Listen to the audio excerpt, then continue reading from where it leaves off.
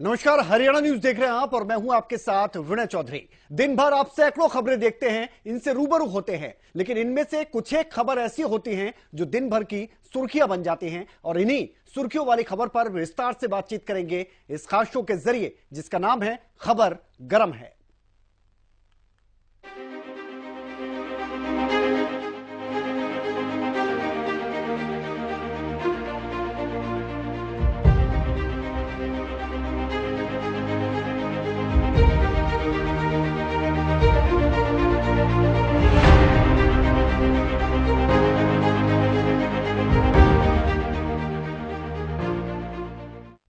तो सबसे पहले बात करते हैं अंतर्राष्ट्रीय गीता महोत्सव की। तो संत सम्मेलन का आयोजन किया जा रहा है। यहां पर मुख्य तौर पर केंद्रीय गृह मंत्री अमित शाह पहुंचे, मुख्यमंत्री मनोहर लाल पहुंचे और इसके अलावा संत समाज की तरफ से काफी लोग ऐसे थे जो यहां पर मंच पर बैठे नजर आए।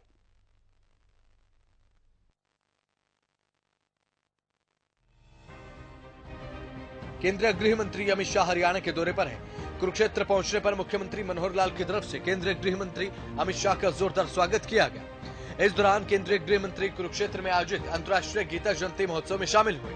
गृह मंत्री शाह के दौरे को लेकर पुलिस की तरफ से सुरक्षा के पुख्ता इंतजाम भी किए गए। कुरुक्षेत्र में चप्पे चप्पे पर पुलिस तैनात की गई। हर चौक पर पुलिस का पहरा दिखाई दिया। अमित शाह के कार्यक्रम को लेकर पुलिस महानिदेशक और गुप्तचर विभाग के डीजीपी ने सुरक्षा का निरीक्षण भी किया। जिला उपायुक्त शांतनु शर्मा ने केंद्रीय गृह मंत्री अमित शाह के कुरुक्षेत्र दौरे को लेकर हेलीपैड कार्यक्रम स्थल के क्षेत्र में धारा 144 भी लागू की थी। इसके अलावा ड्रोन उड़ने पर भी प्रतिबंध लगा दिया गया था और कुरुक्षेत्र में कार्यक्रमों के बाद केंद्रीय गृह मंत्री अमित शाह चंडीगढ़ के लिए रवाना हुए। आपको बता दें कि अंतर्राष्ट्रीय गीता महोत्सव में आयोजित इस संत सम्मेलन में शामिल हुए केंद्रीय गृह मंत्री अमित शाह ने लोगों को संबोधित भी किया। संत सम्मेलन में उन्होंने कहा कि गीता के ज्ञान को पूरे विश्व में स्थापित करने का काम किया जा रहा है। सभी समस्याओं का समाधान गीता में समाहित है। अमित शाह ने संत ज्ञानानंद जी की तारीफ भी की। अमित शाह ने कहा कि सनातन धर्म को बढ़ावा देने में ज्ञानचंद जी ने अपने पूरे जीवन को समर्पित कर दिया। अमित शाह ने गीता महोत्सव को अंतर्राष्ट्रीय गीता महोत्सव बनाने के लिए मुख्यमंत्री मनोहर लाल की सराहना भी की। साथ ही उन्होंने आज के जीवन में गीता के ज्ञान की भूमिका को भी बताया है। देश आजाद होने के बाद 75 साल में ज्ञानानंद जी जैसे अनेक संत महात्माओं ने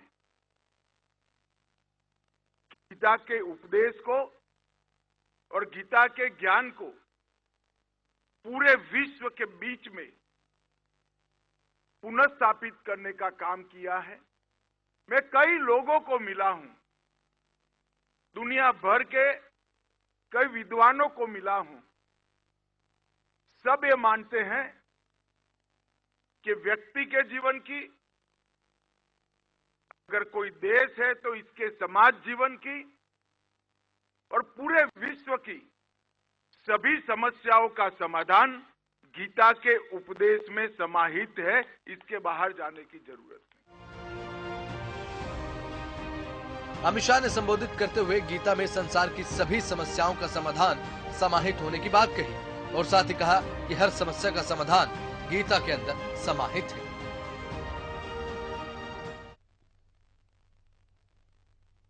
तो हर साल अंतर्राष्ट्रीय गीता महोत्सव का आयोजन किया जाता है। लाखों की संख्या में यहां पर पहुंचते हैं और केंद्रीय गृह मंत्री अमित शाह यहां पर मुख्य अतिथि के तौर पर पहुंचे। उन्होंने गीता के ज्ञान का बखान भी किया है और साथ ही आपको बता दें, गीता महोत्सव को अंतर्राष्ट्रीय महोत्सव बनाने के लिए उन्होंने मुख्यमंत्री मनोहर लाल की जमकर तारीफ की। मुख्यमंत्री मनोहर लाल इस समय उनके साथ ही मौजूद थे। मंच से उन्होंने भी गीता के संदेश को लेकर कई बड़ी बातें कही।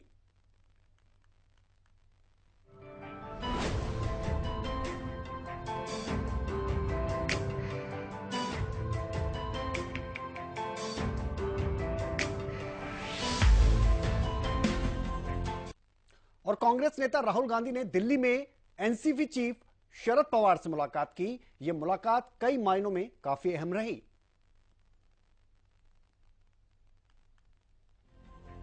कांग्रेस नेता राहुल गांधी ने राष्ट्रवादी कांग्रेस पार्टी यानी एनसीपी के चीफ शरद पवार से मुलाकात की।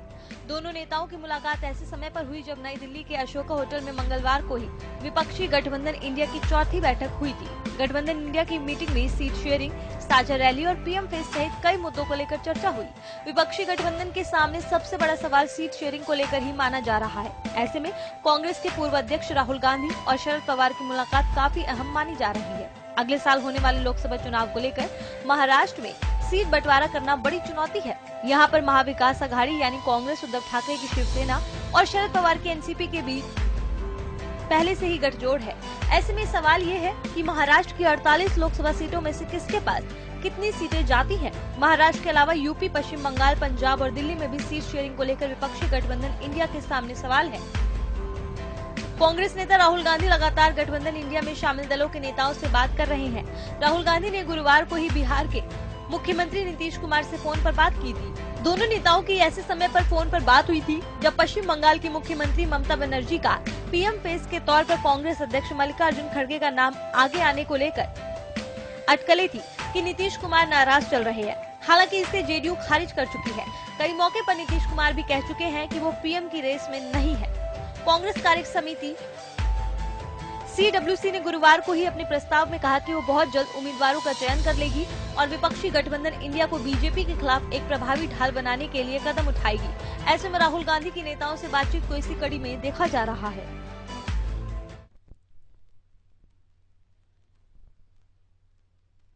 अब इस मुलाकात के दौर को समझिए। दरअसल लोकसभा चुनाव में अब ज्यादा समय बचा नहीं है। ऐसे में एनडीए के सामने इंडिया महागठबंधन को तैयार किया गया है, लेकिन बहुत सारी चुनौतियां हैं इस महागठबंधन के आगे। सबसे बड़ी चुनौती यह है विचारधारा। क्या जो विचारधारा है वो एक साथ आ पाएगी? इसके अलावा एक और बड़ा सवाल है कि सीटों का बंटवारा किस तरह से किया जाएगा, और महाराष्ट्र में तो ये चुनौती और ज्यादा बड़ी हो जाती है। इसीलिए राहुल गांधी अलग अलग राज्यों के खासतौर पर बात करें तो वहां नेताओं से बातचीत कर रहे हैं, मुलाकात भी कर रहे हैं। तो देखना यह होगा कि क्या ये जो उलझी हुई कड़ी है वो सुलझ पाएगी बातचीत के जरिए।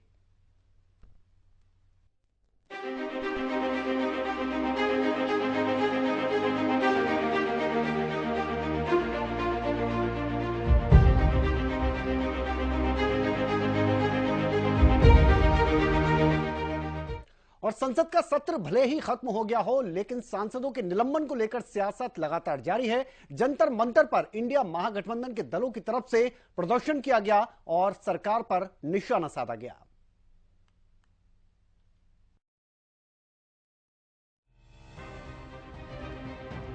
शीतकालीन सत्र जरूर खत्म हो गया है, लेकिन इंडिया गठबंधन के दलों का सांसदों के निलंबन के खिलाफ जंतर मंतर पर धरना जारी है। कांग्रेस अध्यक्ष मल्लिकार्जुन खड़गे, एनसीपी प्रमुख शरद पवार और कांग्रेस नेता राहुल गांधी भी धरना स्थल पर पहुंचे। इस दौरान राहुल गांधी ने सरकार पर निशाना साधा। जो अपने आप को देशभक्त कहते हैं, हवा निकल गई उनकी। वो टीवी पे आपको नहीं दिखा, वो हमें दिख रहा था पीछे से। खैर, सवाल ये सबसे पहली बात, अंदर कैसे आए? सिक्योरिटी ब्रीच की बात हुई, सही है। अंदर कैसे आए? पार्लियामेंट के अंदर वो गैस का सिलेंडर ले आए। अगर गैस का सिलेंडर ला सकते थे तो कुछ और भी ला सकते थे। कांग्रेस सांसद राहुल गांधी ने कहा कि कुछ दिन पहले संसद भवन में 2-3 युवक कूदकर अंदर आ गए। उन्हें कूदते हुए हम सब ने देखा। वो अंदर आए, उन्होंने थोड़ा धुआं फैलाया। बीजेपी के सभी सांसद भाग गए। जो अपने आप को देशभक्त कहते हैं, उनकी हवा निकल गई। ये अंदर कैसे आए? संसद के अंदर वो गैस का सिलेंडर लेकर आए। उन्होंने ये विरोध क्यों किया? उसका कारण क्या था? बेरोजगारी। इस देश का युवा आज रोजगार नहीं पा सकता है। कांग्रेस सांसद राहुल गांधी ने कहा, हम सब विपक्ष के नेता और विपक्ष के कार्यकर्ता एक साथ खड़े हैं। ये लड़ाई नफरत और मोहब्बत के बीच की लड़ाई है। नफरत के बाजार में हम मोहब्बत की दुकान खोल रहे हैं। जितनी आप नफरत फैलाओगे, उतना इंडिया गठबंधन मोहब्बत फैलाएगा।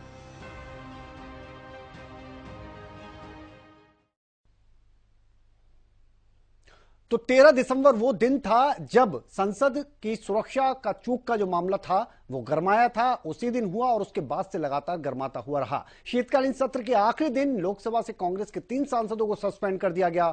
14 दिसंबर को 14 सांसद सस्पेंड हुए थे। 19 दिसंबर को एक साथ 78 सांसदों को सस्पेंड कर दिया गया था, उनको निलंबन झेलना पड़ा। 20 दिसंबर की अगर बात करें तो लोकसभा से 2 और सांसदों का निलंबन हुआ। निलंबन की कार्रवाई लगातार यूं ही चलती रही।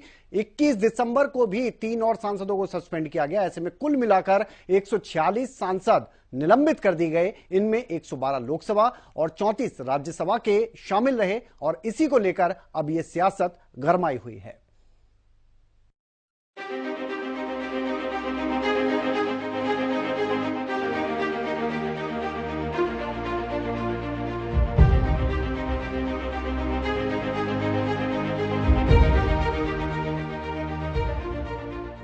तो सांसदों के निलंबन को लेकर केवल दिल्ली ही नहीं, पूरे देश में अलग अलग जगहों पर कांग्रेस के कार्यकर्ताओं की तरफ से प्रदर्शन किया गया। इसी कड़ी में हरियाणा में भी अलग अलग जगह से प्रदर्शन की तस्वीरें सामने आईं।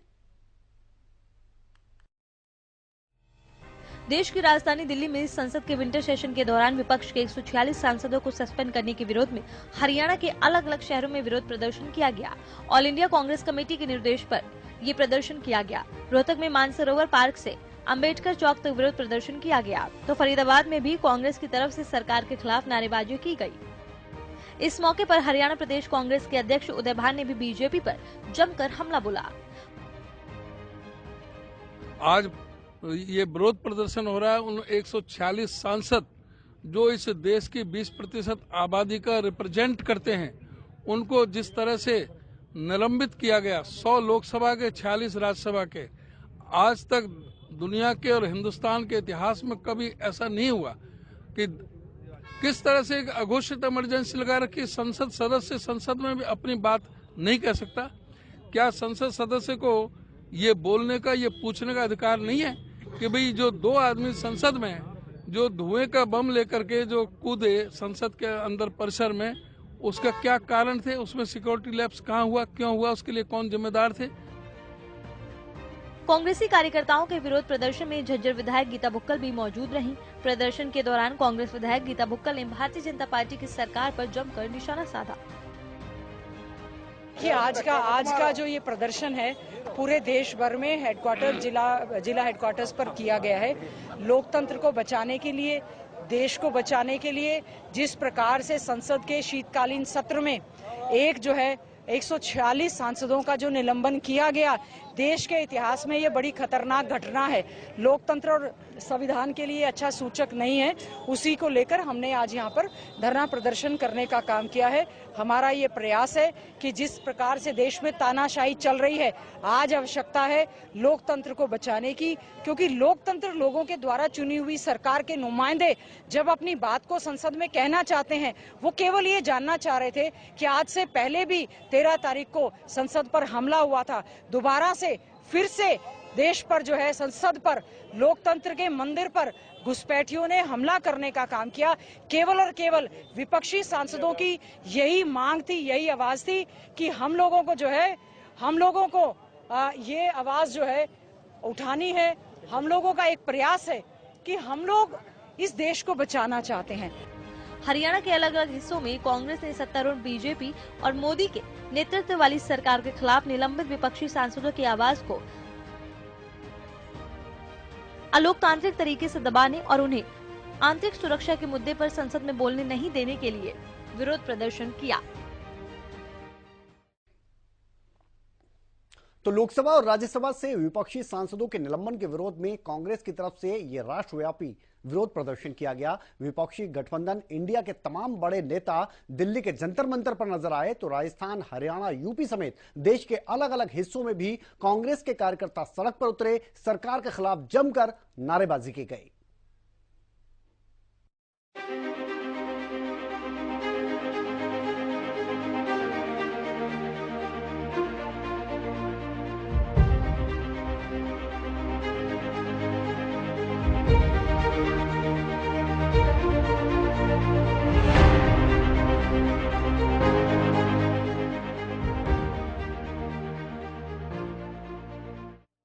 और छत्तीसगढ़ की अगर बात की जाए तो यहां पर विष्णुदेव साय के मंत्रिमंडल का विस्तार कर दिया गया है। 9 विधायकों ने मंत्री पद की शपथ रायपुर में राजभवन के अंदर ली।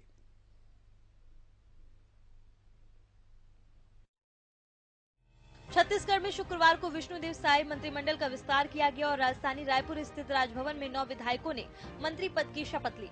राजभवन में प्रदेश के राज्यपाल विश्वभूषण हरिचंदन ने भारतीय जनता पार्टी के 9 विधायकों ब्रजमोहन अग्रवाल, रामविचार नेताम, दयाल दास बघेल, केदार कश्यप, लखनलाल देवांगन, श्याम बिहारी जायसवाल, ओपी चौधरी, टंकराम वर्मा और लक्ष्मी राजवाड़े को मंत्री पद शपथ दिलाई। आज 9 मंत्रियों की नियुक्ति के साथ ही साय के नेतृत्व वाले मंत्रिमंडल की संख्या बढ़कर 12 हो गई है। मुख्यमंत्री साय ने बृहस्पतिवार को अपने मंत्रिमंडल के विस्तार की जानकारी दी थी। उन्होंने कहा था कि जल्द ही नए मंत्रियों को विभागों का आवंटन कर दिया जाएगा। मंत्रिमंडल में एक और पद बाद में भरा जाएगा। छत्तीसगढ़ में 90 सदस्यीय विधानसभा में मुख्यमंत्री सहित अधिकतम 13 सदस्य हो सकते हैं। राज्य में हुए विधानसभा चुनाव में जीत के बाद 13 दिसंबर को नई सरकार का गठन हुआ था। शहर के साइंस कॉलेज मैदान में हुए शपथ ग्रहण समारोह में विष्णुदेव साय ने मुख्यमंत्री के रूप में तथा अरुण साव और विजय शर्मा ने उप मुख्यमंत्री के रूप में शपथ ली थी। अब सभी मंत्रीगण छत्तीसगढ़ के विकास के लिए काम करेंगे। सबको बहुत बहुत बधाई है, शुभकामनाएं हैं।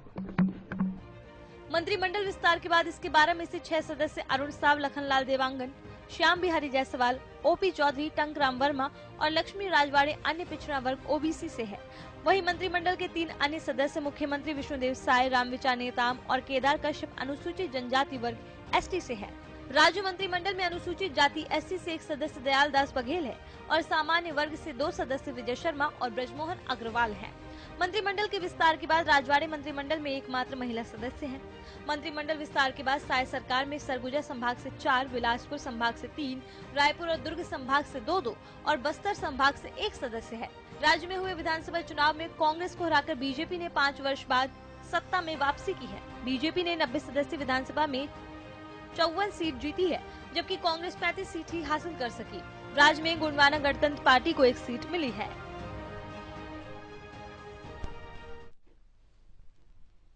तो शपथ लेने वाले मंत्रियों में अग्रवाल, नेताम, कश्यप और बघेल ने पिछली बीजेपी सरकारों में भी मंत्री के तौर पर कार्य किया है। वहीं भारतीय प्रशासनिक सेवा से राजनीति में आए चौधरी के साथ ही वर्मा और राजवाड़े पहली बार ऐसे विधायक बने हैं जो कि मंत्री के तौर पर भी अब आपको नजर आएंगे। जायसवाल और देवांगन, इसके अलावा आपको बता दें कई ऐसे लोग हैं जो कि दूसरी बार विधायक बने हैं। मुख्यमंत्री साय केंद्र में प्रधानमंत्री नरेंद्र मोदी की सरकार के पहले कार्यकाल में केंद्रीय मंत्री के रूप में भी इनमें से तमाम लोग काम कर चुके हैं।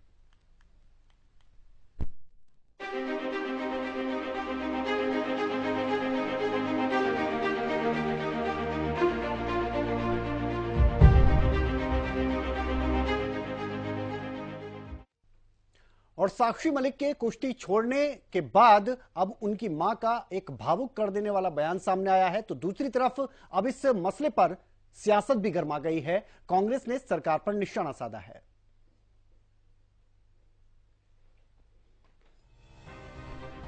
भारतीय कुश्ती संघ के नए अध्यक्ष संजय सिंह बनने के बाद साक्षी मलिक ने कुश्ती को ही अलविदा कह दिया। साक्षी मलिक ने कुश्ती से संन्यास लेने का फैसला किया। जितना साक्षी मलिक के लिए फैसला प्रभावित करने वाला था, उतना ही उसके परिवार को झटका लगा। साक्षी मलिक की मां सुदेश मलिक ने साक्षी के संन्यास को लेकर कहा, जितना मैं आहत हूं, उतना ही देश इस फैसले से आहत है। कमी आप देखिए, कमी है। जब आज उनको न्याय नहीं मिल रहा है, वो 40 दिन के लिए रोड पे बैठी थी और इसमें कि हमारे साथ शोषण हो रहा है, शोषण के बारे में बात करी थी। तो शोषण के चक्कर में ही आज जो अध्यक्ष पद की जो लड़ाई थी, आज जो फेडरेशन की लड़ाई थी, आज जो टीम बननी थी, वही लोग दोबारा बन गए। तो जो लड़कियां हो क्या सोचेंगे, जो उभरता सितारा था कि उभरते सितारे को न्याय नहीं मिला तो हमें क्या ना मिलेगा। उनके पेरेंट्स भी सोचेंगे, वो बच्चियां भी सोचेंगी कि इनको न्याय नहीं मिला तो हमें कहाँ से ना मिलेगा। तो उनके लिए भी एक बहुत बड़े दुख की बात है। वहीं साक्षी मलिक ने दिल्ली में पूर्व मुख्यमंत्री भूपेंद्र हुड्डा और सांसद दीपेंद्र हुड्डा से भी मुलाकात की। इसके अलावा कांग्रेस नेता सुरजेवाला ने भी सरकार पर निशाना साधा। हरियाणा के मोखरा गांव में जन्मी हरियाणा के एक साधारण किसान परिवार की बेटी, जो देश के लिए ओलंपिक मेडल पहली महिला पहलवान बनी, ओलंपिक मेडल लाने वाली, वो उसे आज मोदी सरकार के दबदबे ने वापस घर जाने को मजबूर कर दिया है। देश की पहलवान बेटियां, मेरे साथी विजेंद्र सिंह भी बैठे थे उनके साथ, 39 दिन तक जंतर मंतर पर देश की संसद पर दस्तखत देती रही, सिसकती रही, रोती रही, न्याय की गुहार लगाती रही। पर प्रधानमंत्री जी, गृह मंत्री जी और खेल मंत्री जी ने उन्हें न्याय देने की बजाय उनको भाजपा की दिल्ली पुलिस के जूतों से कुचलवाया और सड़कों पर घसीटवाया। साक्षी के परिजनों का कहना है कि देश के लिए मेडल जीतने के बाद उस मुकाम पर पहुंचने पर भी न्याय नहीं मिला। शोषण के खिलाफ 40 दिन तक सड़क पर लड़ाई लड़ी, मगर उन्हें न्याय नहीं मिला। सरकार की तरफ से न्याय का आश्वासन मिला था, वो सिर्फ आश्वासन ही निकला।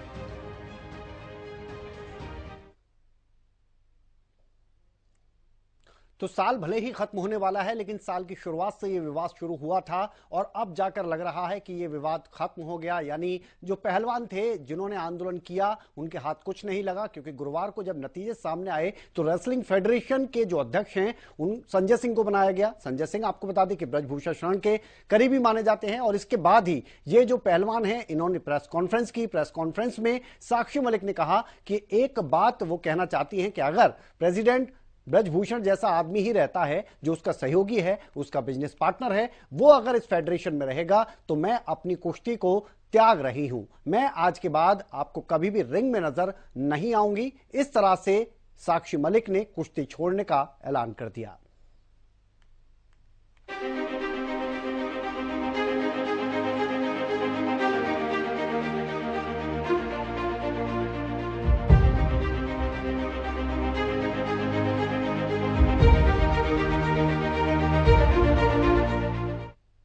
और साक्षी मलिक के कुश्ती छोड़ने के बाद पहलवान बजरंग पूनिया ने भी एक बड़ा कदम उठाया। उन्होंने प्रधानमंत्री नरेंद्र मोदी को पत्र लिखा है। इस पत्र के जरिए उन्होंने क्या कहा है, इस रिपोर्ट के जरिए देखिए।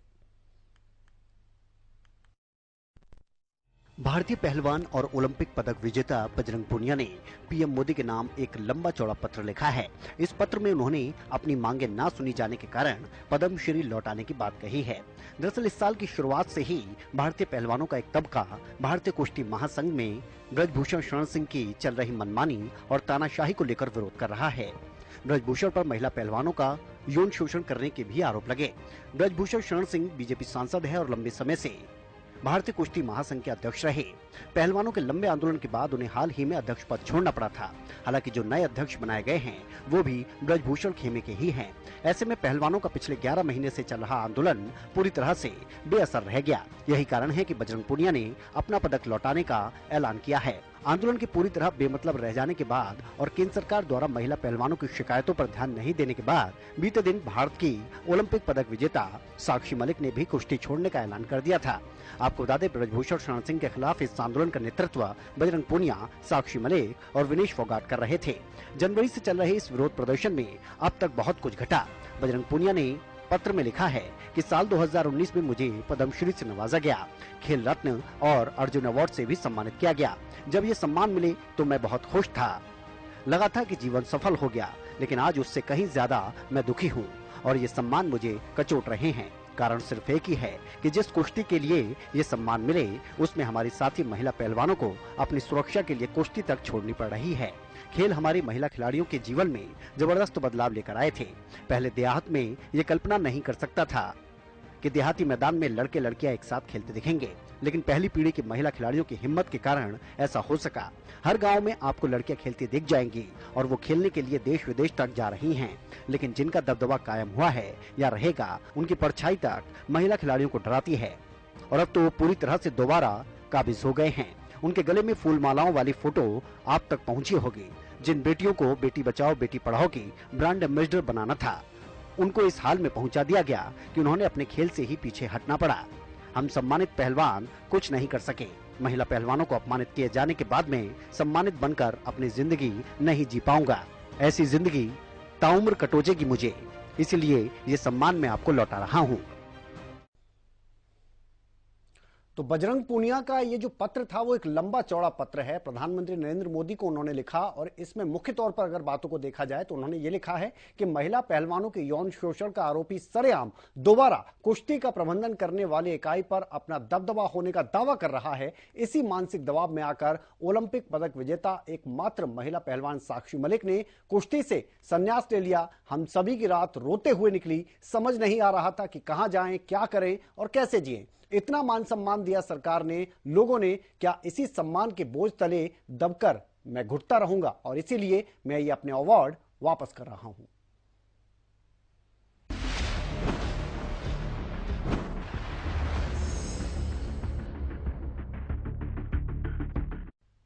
तो दिन भर की ये तमाम वो खबरें रहीं जो सुर्खियों के तौर पर आपने देखी होंगी। विस्तार से इसके बारे में हमने आपको जानकारी दी इस खास शो के जरिए। फिलहाल इस खास शो में इतना ही। आप बने रहिए हरियाणा न्यूज के साथ। नमस्कार।